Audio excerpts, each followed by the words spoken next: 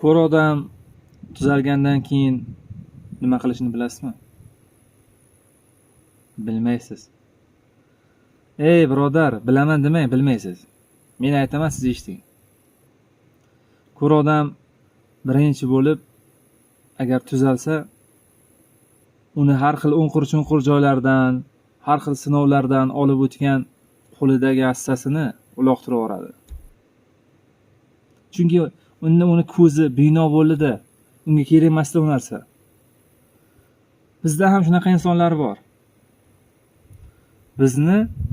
Bizdan qanaqa foyda ko'rishni biladigan insonlarimiz bor.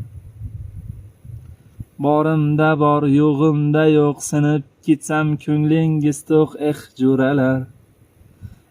Jo'ralar. Jo'ralar. Shunaqa insoningizga tashlab qo'ying. Zora ishlamagan miyasi ishlab turib tushunib yetsa nima qilishini. Rahmat hammaga.